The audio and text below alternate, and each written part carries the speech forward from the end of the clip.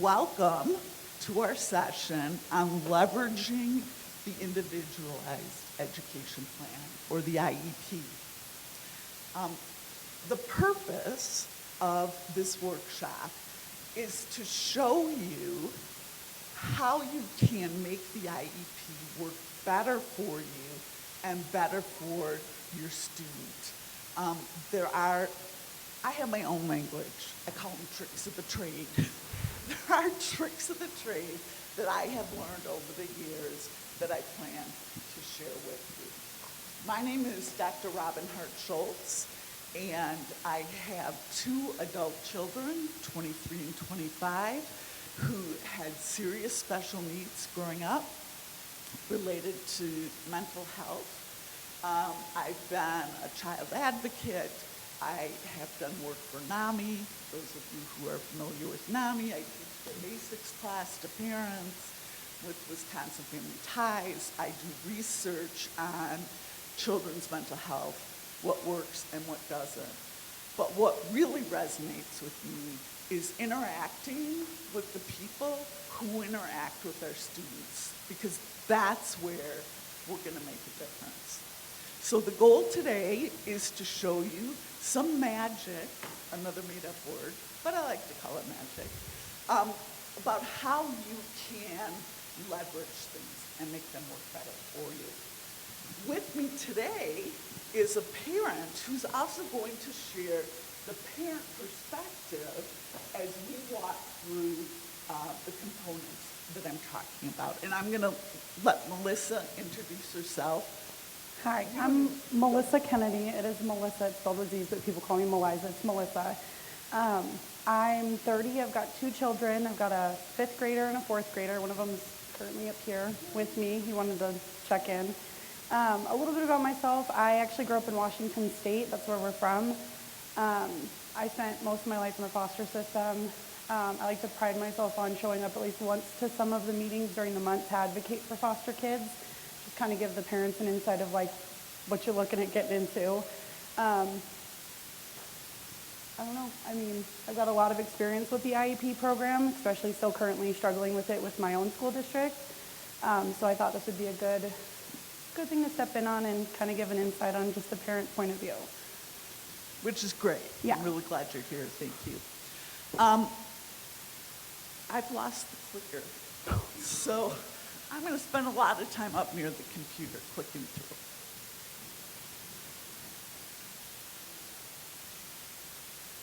All right, so that you're aware, I do have a lot of PowerPoint slides, but I do not want to take up our time today going over them in detail.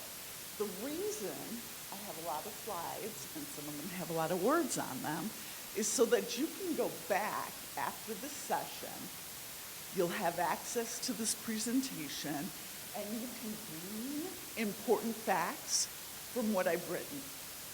Our real goal is to get through some of this as quickly as we can, and then to open it up to see if anybody would like to talk about their IEP plan, if they would like to share a goal, and talk about how the magic might work in relationship to that goal. So if you're not catching everything on every slide, don't worry about it. That was never the intention. I'm going to cover the basics so we all have a common understanding of the IEP. We talk about the magic. We're going to talk about forces at play when you create an IEP, because there is somewhat of a misnomer sometimes about that. Then we have developed, from our own personal experience, rules and insights, so tricks of the trade that we have utilized over time to help us get what our student needs. We're going to talk about maximizing, so how do we apply that magic formula, and creative thinking. I'm going to give you guys some ideas about accommodations you may never have thought of. Remember, certified teachers in Wisconsin are not required to take a class in mental health for children. So oftentimes, parents and advocates, we're the experts. And part of our job is to educate the IEP team. Most parents don't realize that, comes as a bit of a shock, but it's the way it works. It's the way it works. So then we're going to break out into a work session. Before I officially get started with the content, I just would like to know a little bit about who's here with me. How many of you are parents with school-aged children? And do you have IEPs? Okay. How many of you are either teachers or special education teachers? What about school staff, administrators, or social workers? Got some of those. Who am I missing? Do we have professionals, therapists? Yeah. Oh, great. Are you two with CLT? Okay. Okay. Okay. Great. All right. Let's get moving. So the basics, what is an IEP? Based on your profile, you all probably know what it is. It's a plan that helps a student with a disability to be able to achieve success.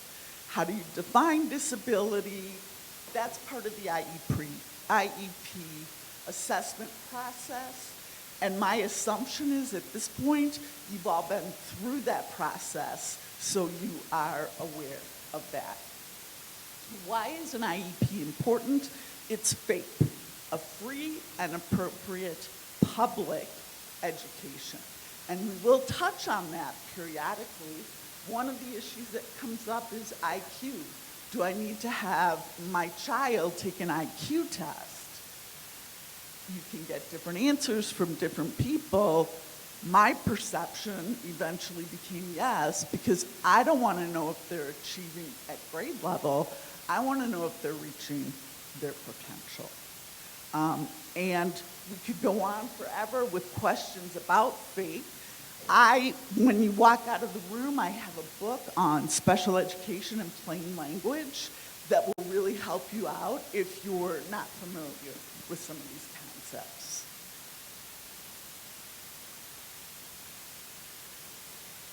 So the IEP is important for a lot of different reasons. Most of you know what they are.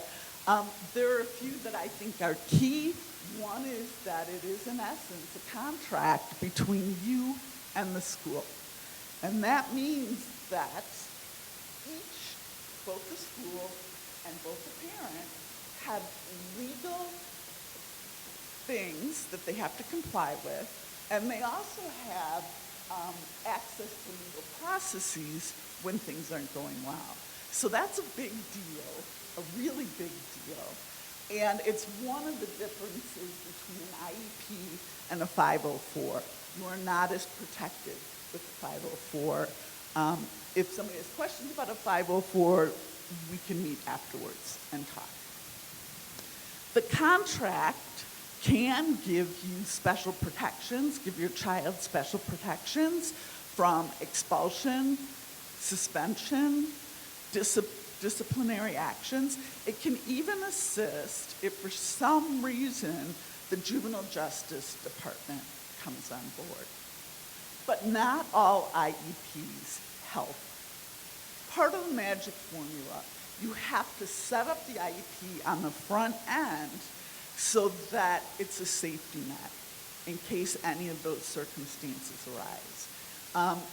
If it isn't in a goal, if it isn't covered in the IEP, it doesn't count. You have no protection. So we're going to talk a little bit about that later. Did you want to comment on? Nope, not this one. All right, so what I've done here is a one-page summary sheet of what we're going to learn today.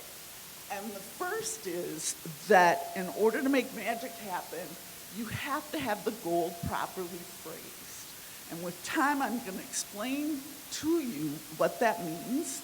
Sometimes teachers know how to do it, sometimes they don't, And that's our job as parents and advocates to teach them, or maybe even to write it down for them. I spend a fair amount of time making up my own IEP plan. Is the means of measuring student progress appropriate? So is the teacher just saying, yes, I talked with the student once a week about how they were feeling, tick a box, or do we need something a little bit more specific to really know if the student's getting what they need? The school needs to commit to specific actions, measurable actions that will help the student reach their goal.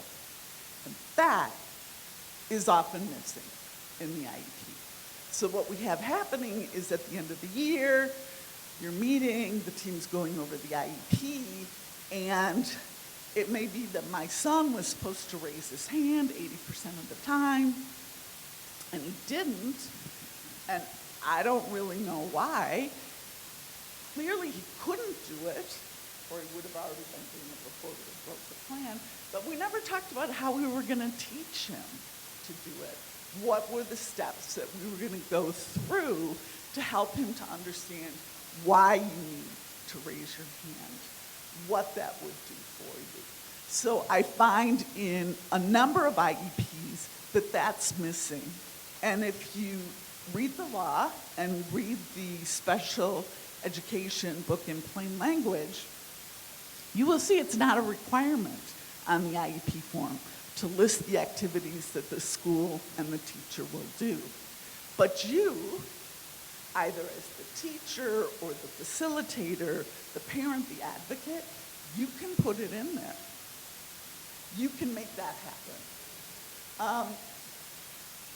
And you also need to put in there, how are you going to measure school success?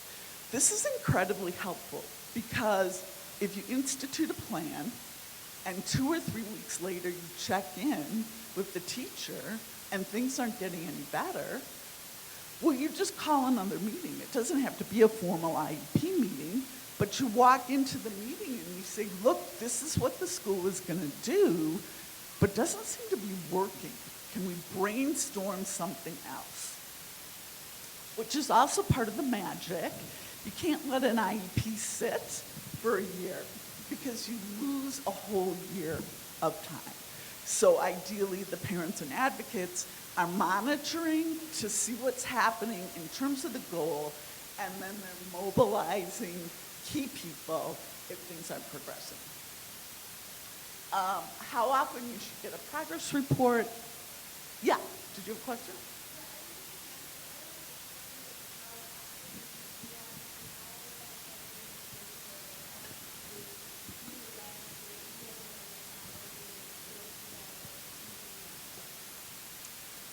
That is not correct.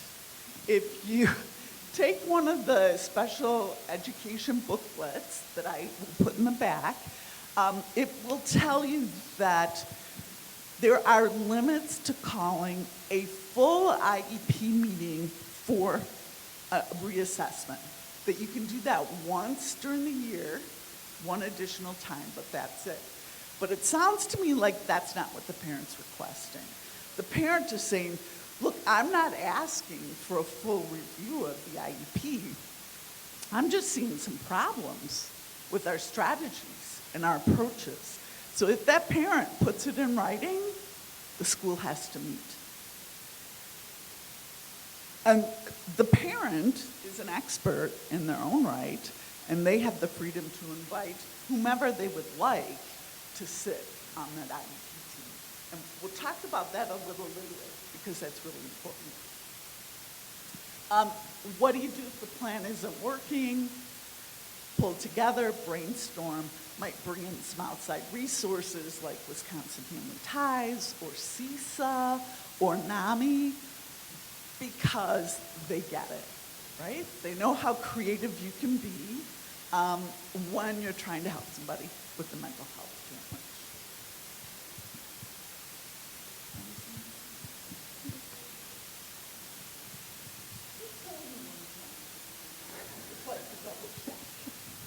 Okay, process that schools have agreed to do as they create an IEP. So one of the first steps is understanding achievement, right? What are the child's successes? What do we know about him or her? What are the weaknesses? And then it's to identify the effects of the disability. The interesting part about identifying the effects of the disability is that once you qualify for an IEP, you have access to all services within the school. So if you qualified for an IEP because you are dyslexic and having trouble with reading, once you've opened that gate, you have access to anything else that you need, that you can demonstrate a need for.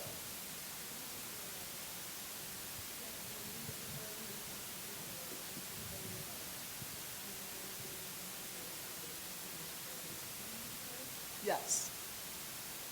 Yes. Some schools will give you a hard time if you're looking at autism. So you maybe have opened the gate through a category of other health and environment, and you want services that are particular to serving the autism population. That gets kind of tricky, not that it can't be done. But anything else. So if it's a learning disability and your child is having trouble on recess because they're getting bullied, well, then that needs to be in the IEP, even though it's not directly related to a learning disability. So effects of disability, pretty loose term. Then the team, the IEP team, and the school gets to pick members, and the parent gets to pick members. They develop the goals. So they look at the information and they say, here's what we know about the student, here's what's working, here's what's not working. What goals do we want? And those are key, because those goals are part of a contract that give you power and authority and freedom to do things like get them protection during recess. So goals matter. What you put down for goals matter. Then we talk about aligning services.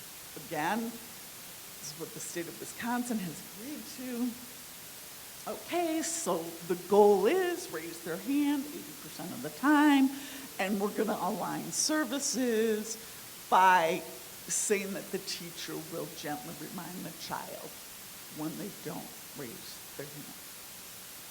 And then you analyze progress. And so what happens in analyzing progress is most parents and advocates are busy, so they don't even look at the IEP for a whole year. By law, you have to review that IEP once a year.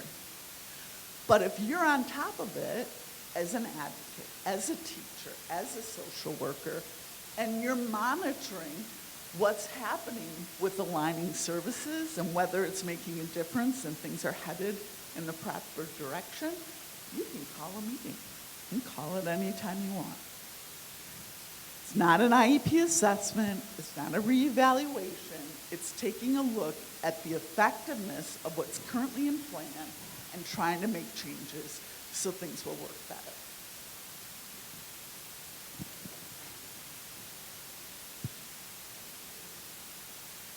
So as an IEP parent, I thought this was the IEP process.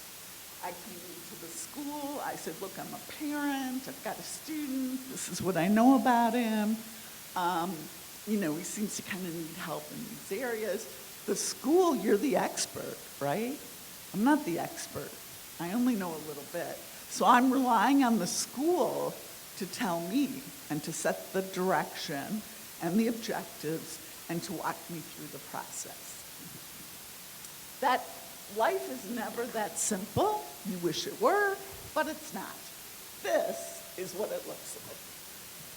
So in the middle is a gray area of what will eventually be the IEP plan. And you can see that the student is the largest factor there.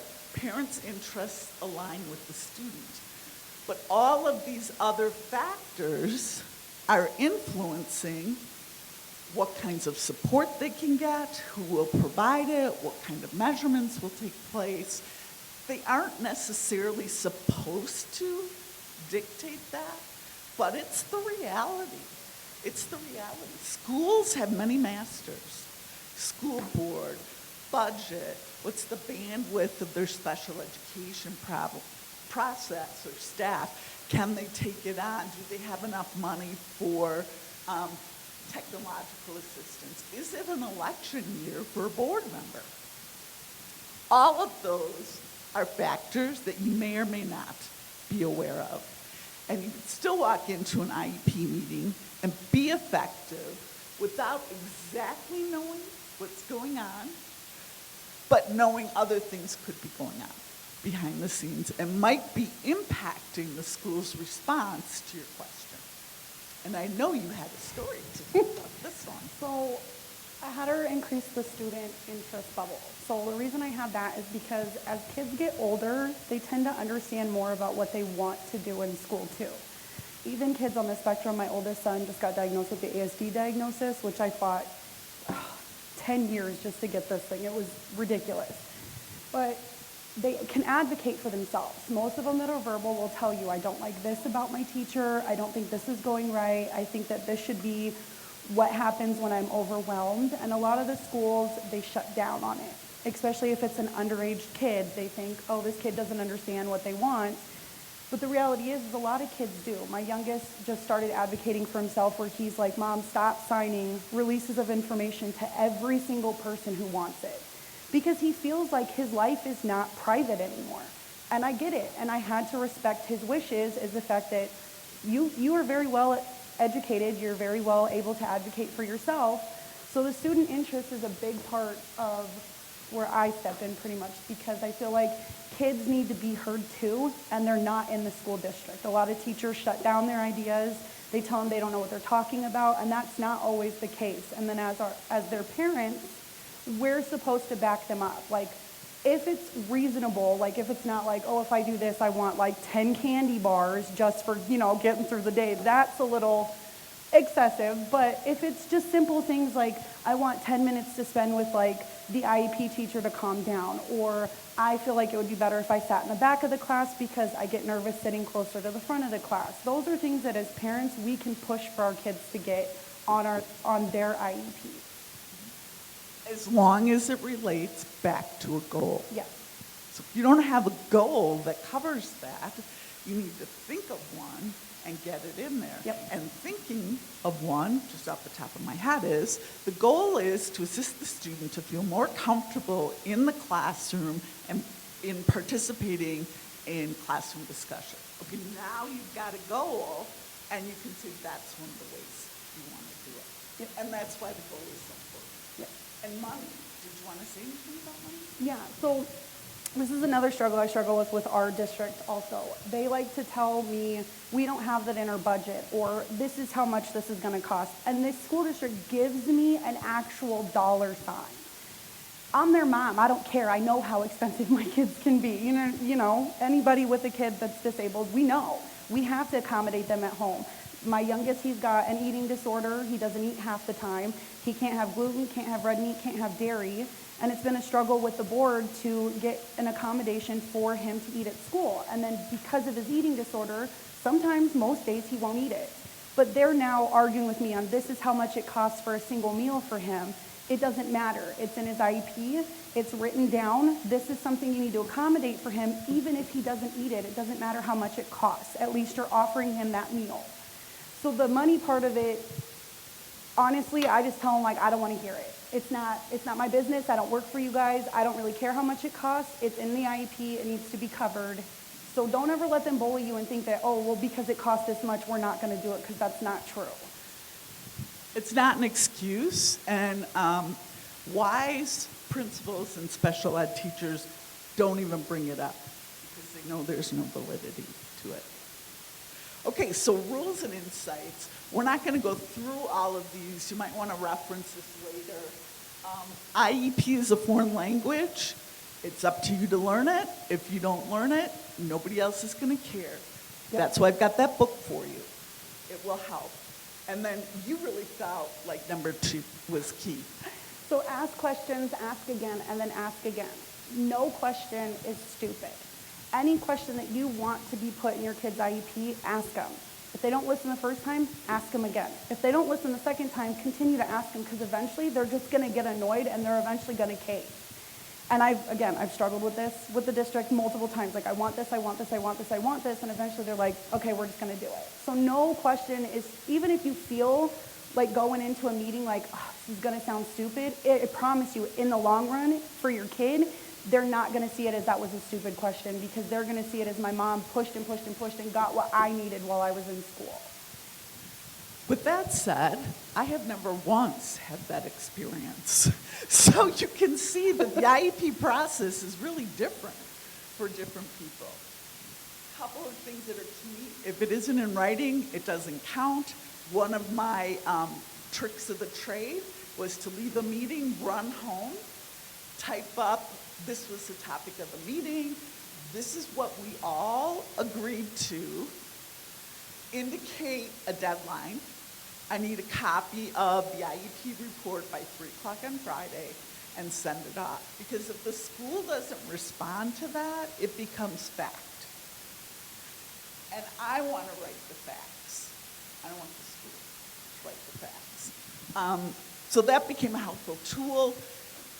And if they write back to me, then we know there's confusion, we have to meet. It is a good way to function and to communicate. And I tell parents and teachers, there are pros and cons to every single decision you make. IEP is not always just a pro. The goal that you decide to list is not always just a pro. So if you don't know what the cons are of a potential action, you should start networking. You should call NAMI, you should find other parents, you should sit in on an education seminar, you should talk to special education teachers that you know and respect.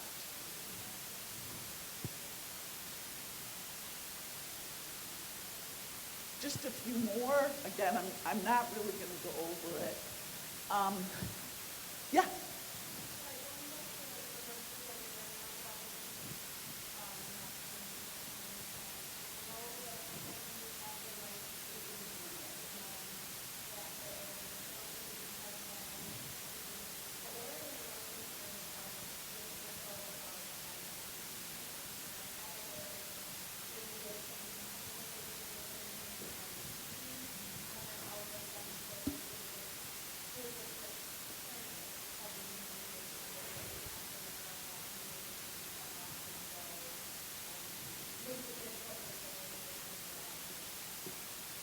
Well, for starters, anytime that there's a scheduled meeting, everyone who's received an invitation should be listed.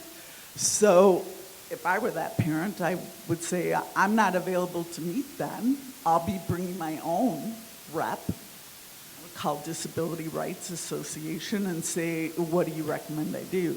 Parents do have the right to ask for some accommodations, but they don't have 100% control. So for instance, the principal might say, I'm bringing this classroom teacher in to the IEP meeting. That's the principal's choice, and there's nothing that the parent can do about that. They could lobby, they could ask, they could put things in writing, they could maybe propose a substitute. The school has rights just like parents have rights. And knowing what they are is key to setting up the magic. And once again, the risk of repeating myself, that's why I have that special education in plain language for you, because it will outline that in some detail, but you should know that it doesn't always outline tricks of the trade for parents. But it will tell you who a parent can contest having on board. I've had people come into me as the meeting's about to start and say, can I be excused? I don't think you need me. And at first I was dumb enough, and I said, yeah, okay, sign this paper. And then after a while, it dawned on me, it really wasn't okay. I needed the principal there, and I had rights, but I was accommodating. And so I said, okay. And then things didn't go well because the principal wasn't in the loop. So knowing your rights and knowing the school's rights, sometimes things can't change, puts you in a position of power.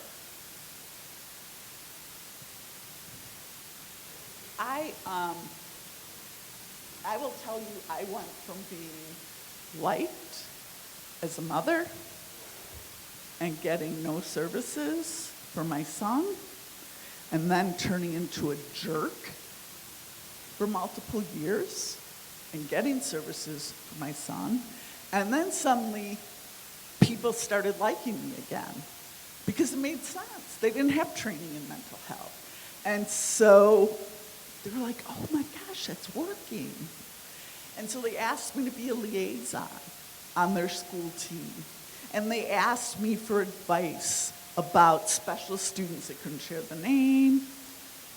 Being nice is best. Sending thank yous. I had to go through a phase where I was a jerk, but in the end, we were able to work together, and actually we presented at conferences about the IEP process and and the magic to make it work. So just because you have to be a jerk for a while doesn't mean you'll forever have to be a jerk. Okay? Oh, wait, the number 8. The school must provide a copy of the full IEP whenever requested. This is actually something new I learned. So my oldest son, I have not gotten a copy of his IEP in almost 2 years. And I've asked and asked and asked, and it's, we'll send it to you, or it's 1 or 2 pages. 1 or 2 pages is not the full IEP. I can promise you that it is not. I actually had to go kick in the board of directors' office door and be like, I want a copy, dude. I don't even know what's on my kid's IEP anymore. Like, I have no idea what's going on. You guys hold these meetings. I'm never there. I don't understand. So even if you ask for one and a week later you say, I want another copy, I want another copy, I want another copy, the school has to give you a copy of it whenever you ask. And if you say the full copy, it has to be the entire IEP packet. Because a lot of schools will just give you like the basic rundown of what they added in for the year, and that's not the full what's on the IEP.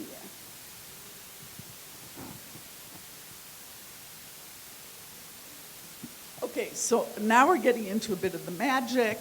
Cornerstone is who's on the team. Question.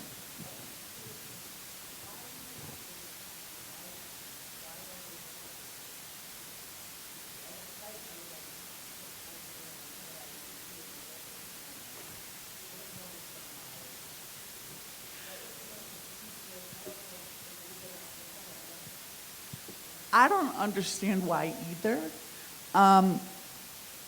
But I've learned when I walk out of the IEP meeting, I go home and say, this is what we discussed, and I would like the full written IEP by Friday at 3 o'clock emailed to me. I learned to do everything by email, so that if I didn't get it, I had recourse. I could only guess.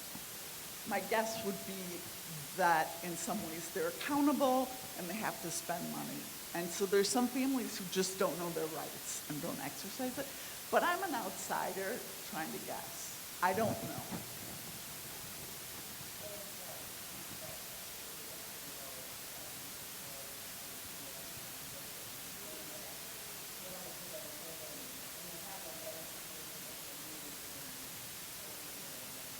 If you don't put down when you want it, the date and the time, you may as well not write.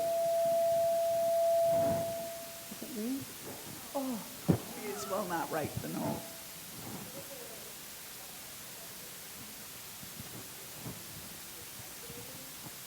Well, when I sit in a meeting, I'll ask, what is an acceptable time frame? Do you think you could have it done in 3 days? Do you think you could have it done in 5 days? Now you're telling me it's going to be 2 weeks? I'm telling you that's not okay. So we have a dialogue. I've got limits, they've got limits. Yeah.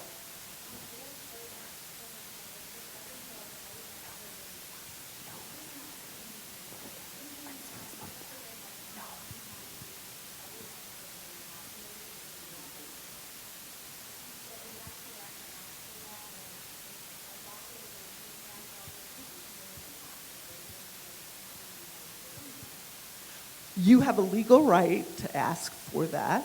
My question for you is it helpful?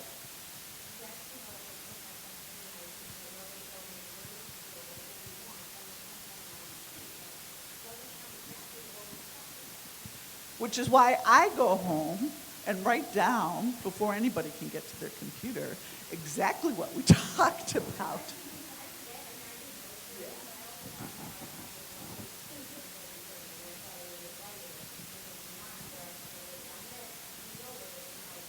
You have a legal right to ask for it, and if you find it helpful, then you should do it. Okay, so as parents or as advocates, you can ask for anyone you want on your team, as long as you can show there's a reason you need them. So I'm great at walking into IEP meetings, being calm, cool, collected, but when they were IEP meetings for my children, I shaked, my voice shook, and sometimes I started to cry. So I had my best friend come with me. At one point, I had a therapist come with me because this team was huge and nobody was listening to what I was saying. So the therapist's job was to magnify the statements that I'm making, which is, Mom is saying, you may not send a police escort to pick up her son. She's saying that point blank.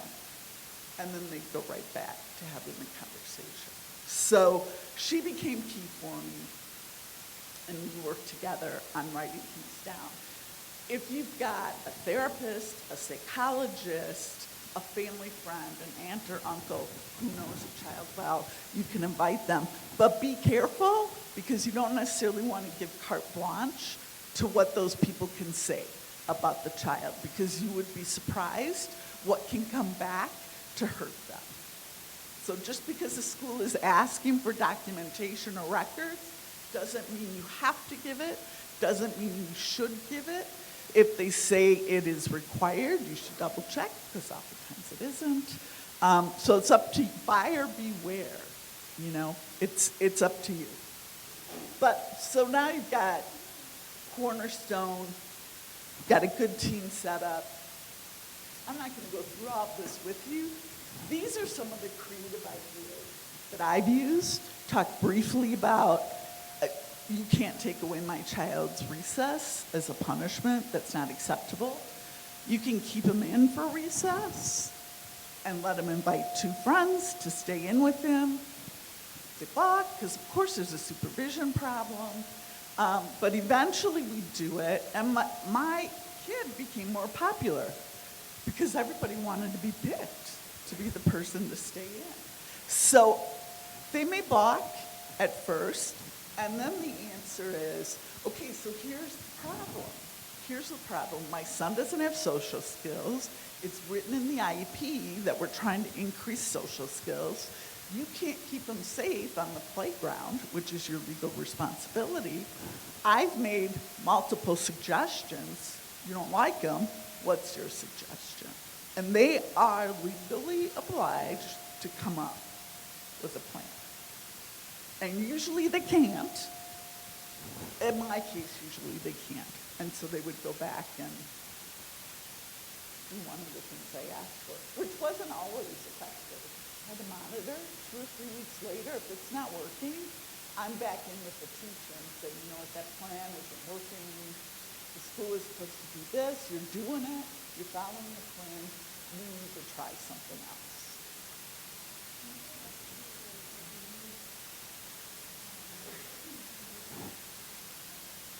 I'm sorry, wait, what?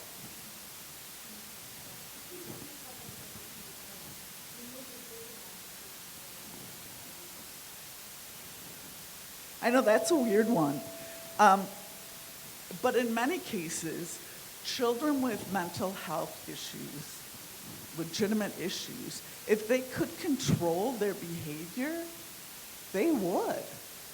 So if you make this chart for my son and say, if you get 3 stickers today, I'll give you a candy bar, you're assuming that he has control over that behavior. Now, could he do it? He might be able to do it for a couple of days. Is it going to solve the problem and permanently change his behavior? It will not. He's going to get angry, his self-esteem suffers, and there are plenty of studies that show that. So when I had people arguing with me about that, I just bring in a study or two and say, this is why it doesn't work, and 2 years ago they tried it and it didn't work. So no, it's not.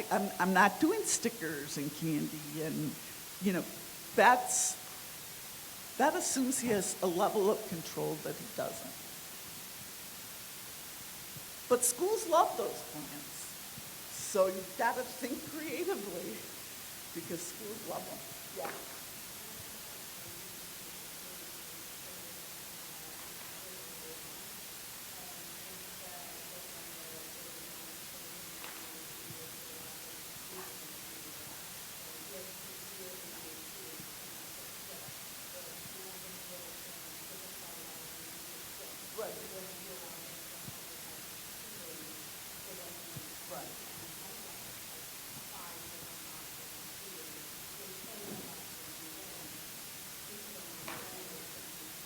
I know children with that profile in trouble cities that have permission to take a small rubber ball and go into the gym anytime they want and bounce it up against the wall.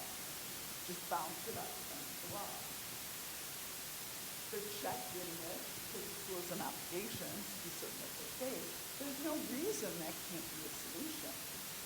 Does a teacher who doesn't have a background in mental health, are they likely to come up with that? Probably not.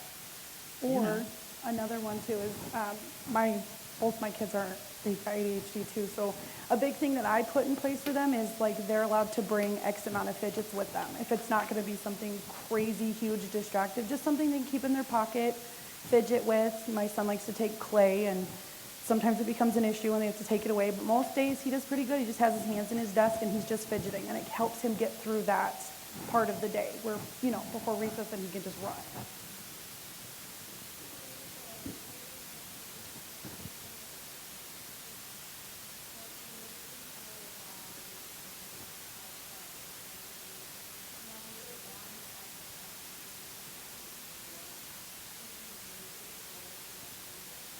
It's not wrong if it works for you.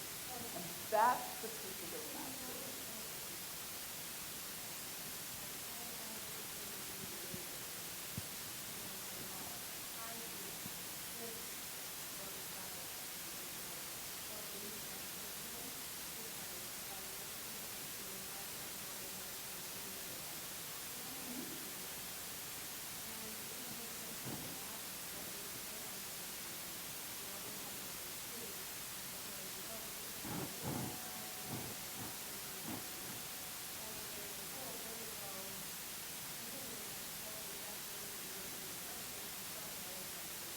So sometimes as a parent, I found myself in a situation where I had to say, okay, yeah, let's try it.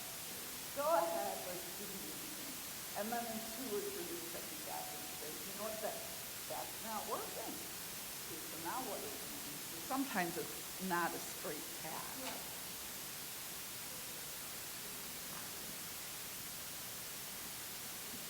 Okay, so the IEP by law requires 2 things. It requires a goal that factors in a student's current level of performance and a way to measure whether or not that goal is being attained. So this is actually a goal off a real IEP, including the way they're going to measure it. And so what they're saying is, well, the teacher is just going to kind of write down stories and kind of monitor and just kind of see if things are improving. So I've learned that's not really helpful because teachers are human. They may not get to mark it down. I can't see patterns and trends. And I like something a little bit more objective.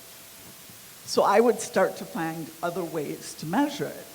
But if you look at the goal, even the goal from my perspective, is unusual. Okay, given the supports and expectations in the classroom, does the student even know what the supports and expectations in the classroom are? Because I sure don't. The student will seek teacher support to accommodate him if he cannot follow through. So what's happening is the student is sitting in class, he doesn't understand the directions, he doesn't know what to do, he doesn't raise his hand, he starts zoning out, the teacher's irritated because he's not learning the lesson. But so now, if he can't follow through, each time he needs to make a point to get help from the teacher. Okay, that's a good goal, but if he could do it, he'd already be doing it. He's not doing it.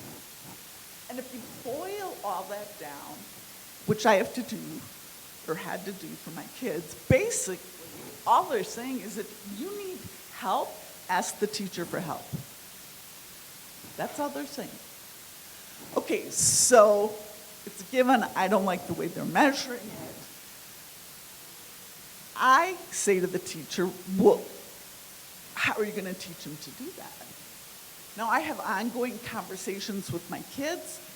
I have like 3 sentences with them, because that's all they can manage. So conversations take place over a long period. And my child is telling me, teacher's too busy to help me when I raise my hand. I'm too embarrassed to go up and ask her, and I don't want to be rude and interrupt her. Okay, so that's really important for me to know. And important to pass on to the teacher, because if that's the case, this isn't going to work. Yeah.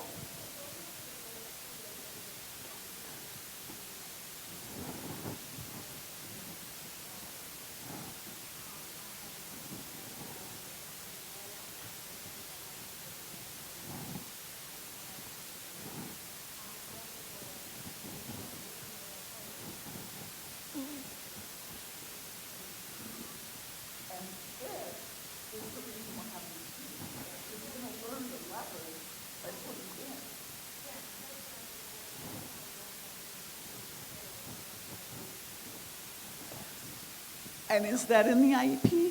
Probably not. And so guess what? It's a contract, and they're not accountable for anything.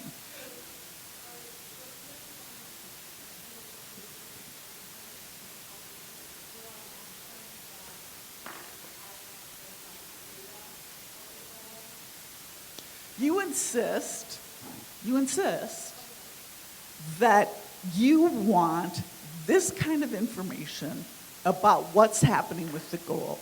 You would like a report every 2 weeks that indicates what time your child had one-on-one with the support person. What time did that occur? Okay, so now you've gotten pretty specific, and the school has to tell you what the hours are, and the plan is to get your child in touch with an advocate, a support, someone they feel comfortable with. You have a right to have that put in there. Now they can say, yeah, no, we're not doing the advocate bit because we don't have anyone on staff. And you say, well, guess what? What you're doing isn't working. I've given you 3 ideas, you don't like any of them, so what are you going to do? That needs to be written in the IEP. That's why you have to get that IEP within 2 weeks, because if you don't respond, and the school could say, I sent it to you, and you never got it. If you don't respond, you accept what's in the IEP. And it may not be what you think it is. So it's really important. You've had that happen a lot, where they say, oh, I sent it, and you're like, no, you didn't. But you did it too late. It's like 6 weeks later. She's lost her right to go back in. If you don't sign it and you're in touch with them, put in writing, email's your best friend, I do not accept this IEP, I do not believe it reflects what we agreed to. Just get that out, and because it's fast, it's quick, you've covered your base. And then you can do a deeper dive and go back and reconvene. But it's up to you to stay on top of whether or not you get that IEP. There's no skin off their nose. Yeah.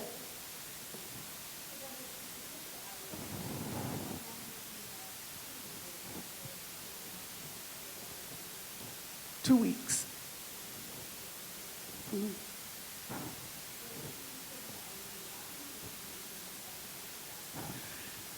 Well, it's 2 weeks from the point that the school says she got the document. So the school can say, we postmarked it and we sent it out, and it's 2 weeks later and we haven't heard from her, so we consider it accepted, and this is what we're moving forward with. That said, my boys are a little older, so I could be like 2 or 3 years out of date, and so you should check that. But that's how it used to be, and as far as I know, that hasn't changed. Which is why when I go home, I say I want that IEP by 3 o'clock on Friday.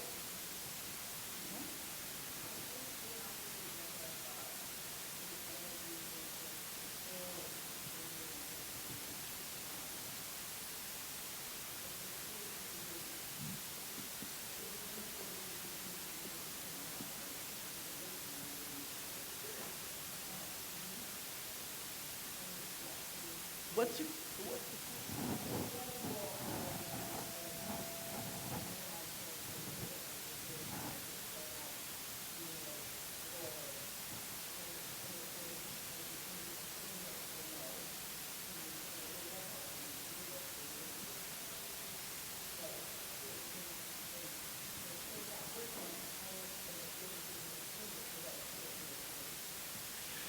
so that, I mean, that's a really good point. So part of what you need to put into the IEP is that at 3 months, the child will hit this benchmark. At 6 months, the child will hit this benchmark. Now you've got it in the contract that the school is responsible for being sure that your child hits that benchmark by November. And if they don't have a legal leg to stand on. They can't just say, we're not going to do anything. Why? Because faith, a free and appropriate public education, is the law. And so if they're just going to say, well, we're not going to do it, then they're not in compliance with the law. And you have rights. Some of them are outlined in that book. I recommend people call Wisconsin Facets. They're a great organization that really knows their stuff. So if you're stuck, Wisconsin Facets. It's a good place. Sure.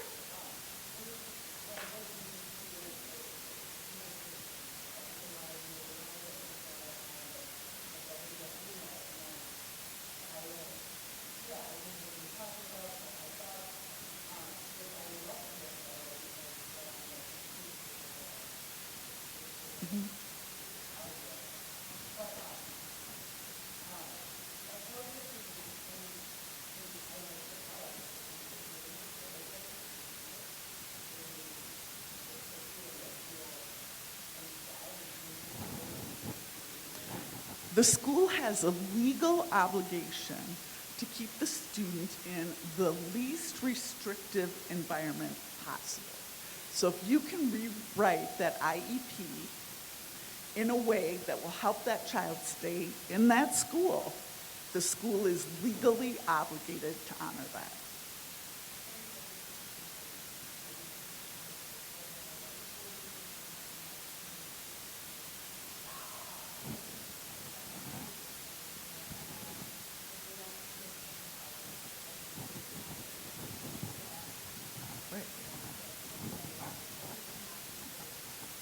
So what you say is, okay, well, how were you going to meet their needs? What's, because you already have insisted that the school lists what they're going to do to meet the need. That's part of the magic, right? So you say to them, so you're saying A, B, C, and D are not assisting. I have some other recommendations. Here's what they are. They will keep the child in this school, and the school can't just say, sorry, no. And they can't say we don't have the budget for it. That's not legal.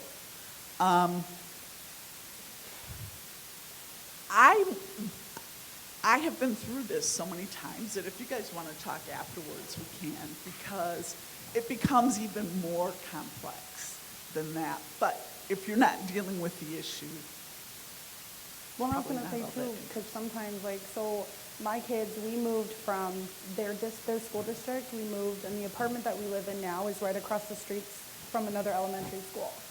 And the school fought me. Well, you gotta go there, it's just more convenient, it's easier for them. I got it written in their IEP. I mean, some of the things you can put in a child's IEP to me blows my mind.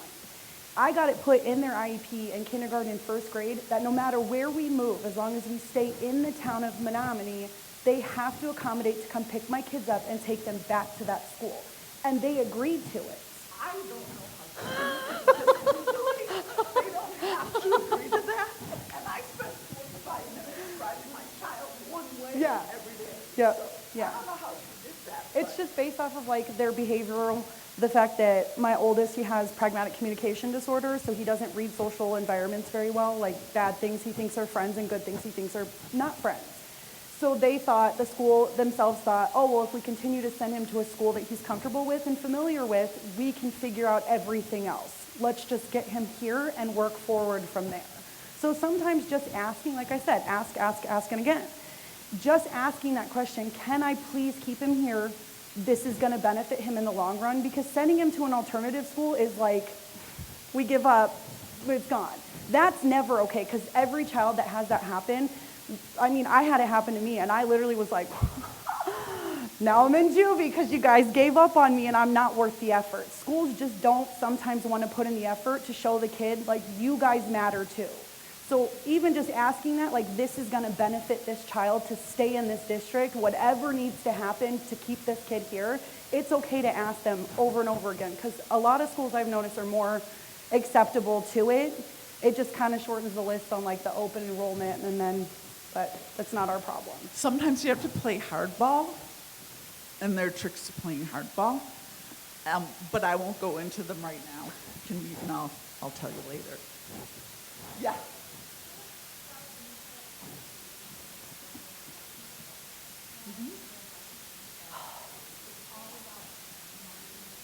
So the kids, yeah, that's not legal.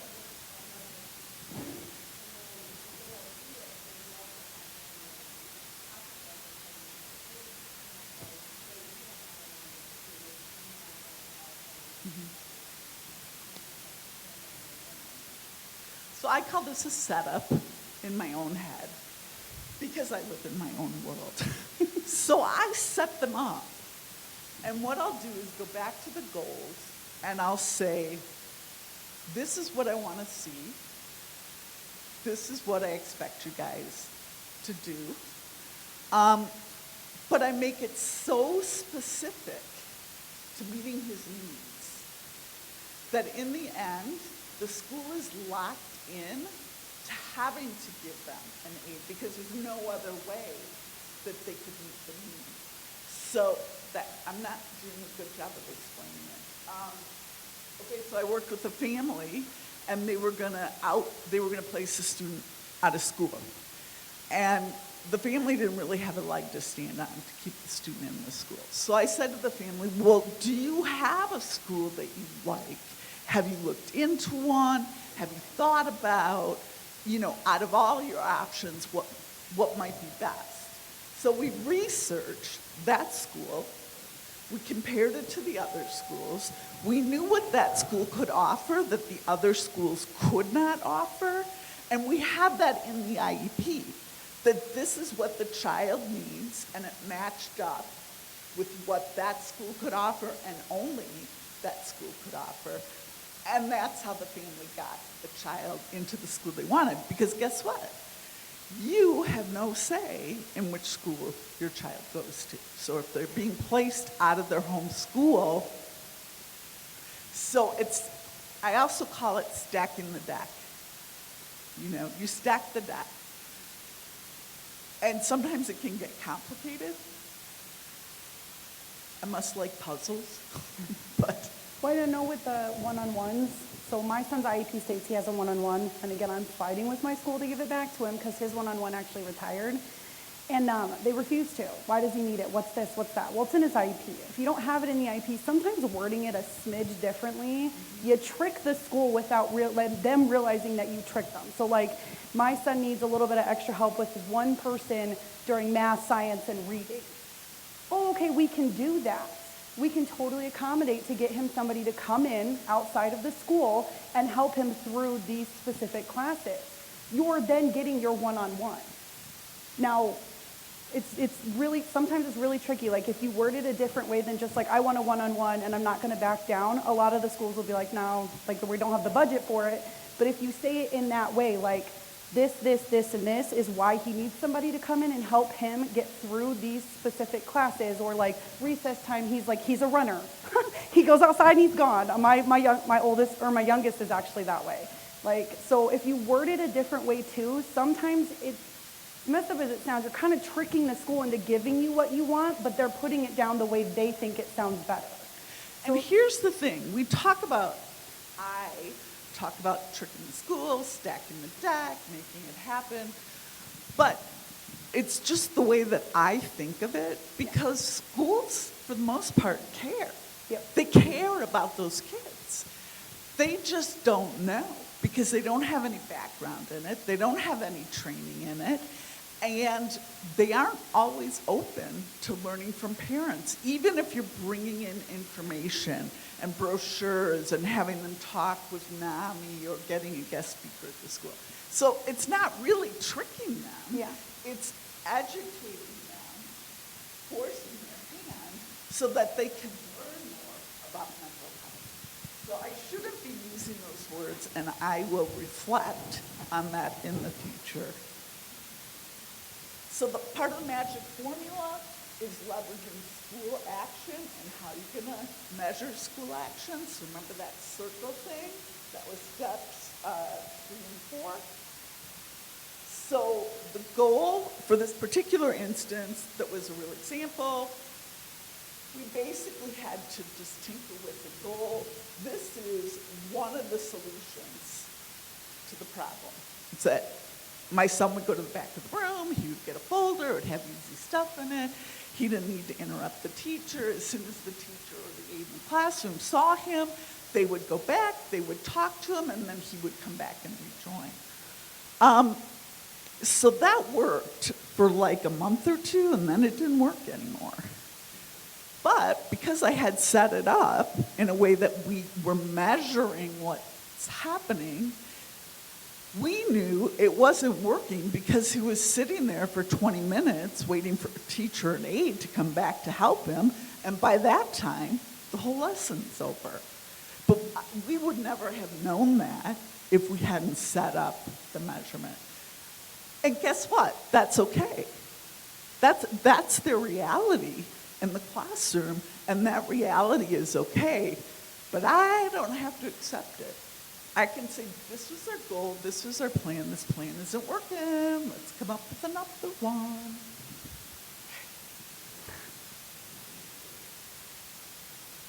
So again, I'm going back to the 5 steps. The key in leveraging is getting the right goals, because that will give you protection if you ever get involved with the if there are attendance issues, if somebody's trying to suspend or expel your child, you have to have the right goal in mind that will protect them. So if you don't know what to do, call Wisconsin Family Ties, call Wisconsin Factors, and there's some pretty organizations. Yes. The law for detention is someone who has an IEP different than the law for detention with someone who doesn't have an IEP. That's all outlined in that book.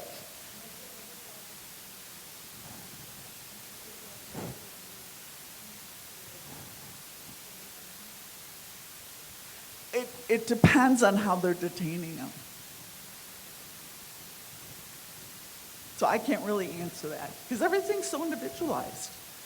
Okay, so this is that magic formula I told you about. I'm just showing it to you once again. This is another example of a goal. And I pressed it in case we didn't have people who were willing to talk about themselves. But we don't have much time left. But we really wanted to give people an opportunity to talk about the IEP they're trying to work with, what's working, what's not working. And so we have about 10 minutes left to do that if somebody would like to share. And all of you can help come up with the answers. Because it takes a village, and your experiences are different than mine. You're going to have different insights than mine. So we can all work together to help somebody in this room if somebody's bold enough to. Okay, sorry first.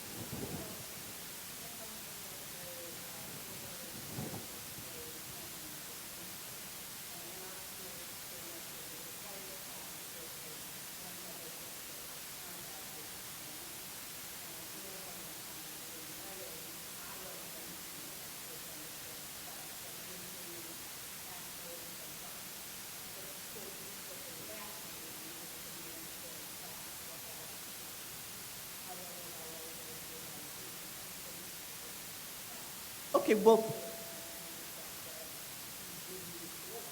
for starters, an IEP is individualized, so he doesn't have to meet every single requirement that that school has. But you got to get a goal in there. And the goal might be that your child will focus on mastering English written language. You will know he's made sufficient progress when he can, I don't know, read a book, give a speech about what he read, whatever marker you want to use. But that's one of the number one priorities for your child. So then you walk in and you say, you know what? Trying to teach him Spanish detracts from that goal. Because one of our most important goals is that he learn English. He doesn't know English yet. So is it a school requirement? It is, but guess what? My son doesn't have to do all the school requirements. The same goes for testing, even statewide testing. They'll say, oh, we'll give your child a separate version of the statewide test. I got it written out of the IEP. They could not do any standardized tests with my child because his anxiety was so high. Well, I mean, that's practically never heard of. But I could trace it back to a goal. So you got to be sure you've got a goal in there that makes that relevant. I just made up that goal off the top of my head. That might not be a very good one, but I think it gives you a sense. Does that help? Did you have something? Did you have that?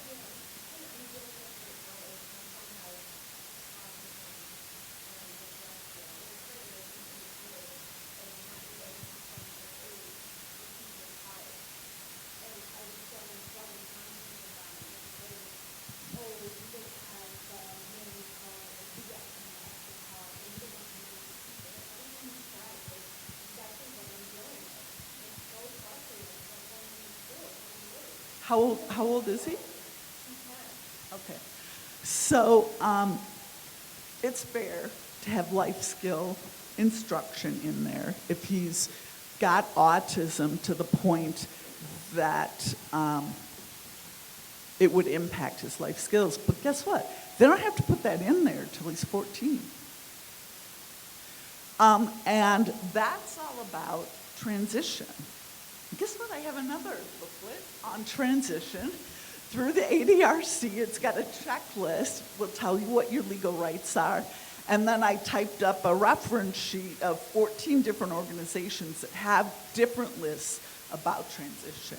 If you don't want to go in that IEP, you have the right to say, take it out. But think carefully, right? Because there are pros and cons. Pros and cons to everything. Yeah.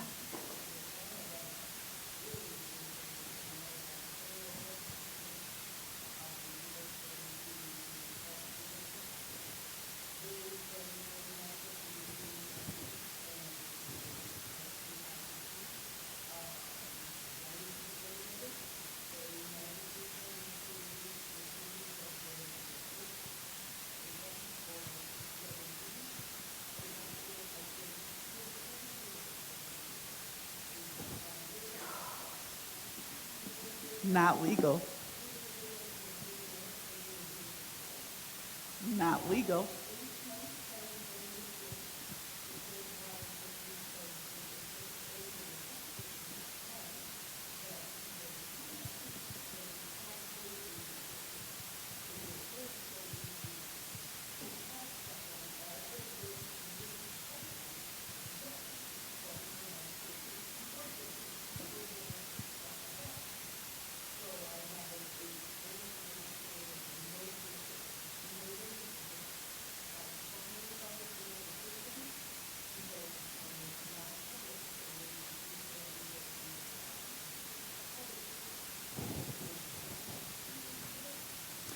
Again, that's illegal.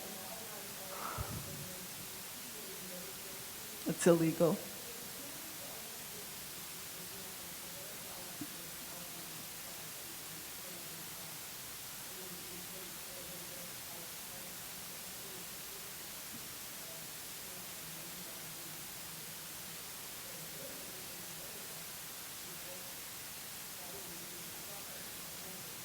Please contact Wisconsin Family Ties.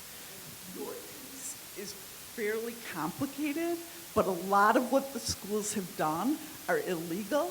So if you can get your ducks in a row, what I had to do, I was one night away from filing court papers, and suddenly all the accommodations came through. But you really need a guide who can help you prioritize, know what documentation you need. Have you tried contacting Wisconsin? Okay. Okay.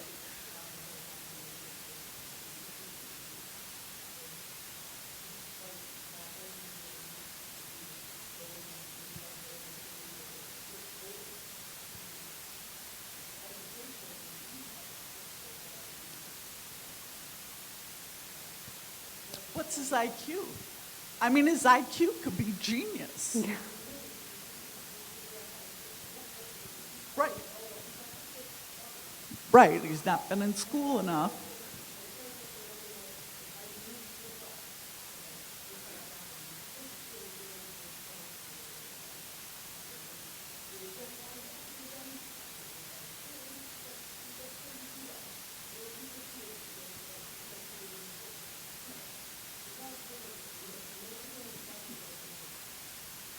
Yes, they do. And the fact that it's a safety issue requires them to do it. Your case is so complicated.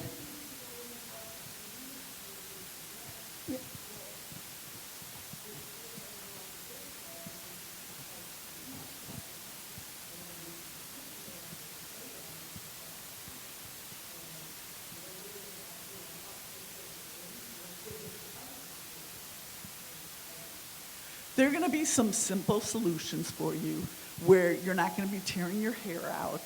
They're going to require simple steps, and then there are going to be some complicated solutions for you. And I guarantee you, Wisconsin Family Ties has the staff with the expertise to address every one of those issues. If you do not hear from them in 1 week, because sometimes with the conference that takes a while, get back in touch with them. Get back in touch with them, because they will make a difference for you. Well, are we on time? Yes.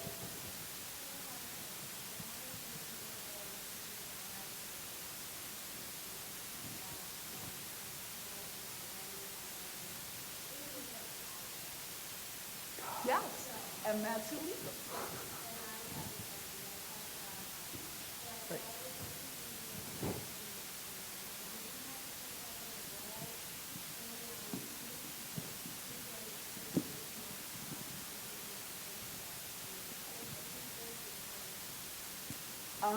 You can, usually rather than an amount of time, you're talking about behavioral benchmarks or academic benchmarks.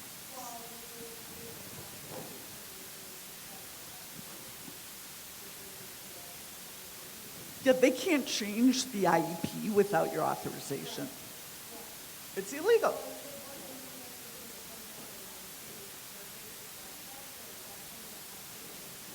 If you didn't write it down, it never happened.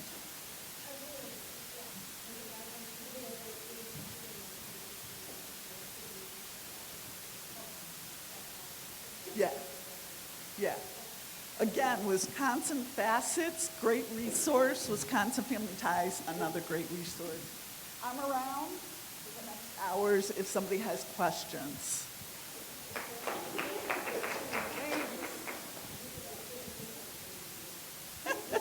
And Melissa is great. She spent hours prepping with me so that I knew I was answering relevant questions for current parents. So I really do appreciate it. Oh, yeah. Thank you.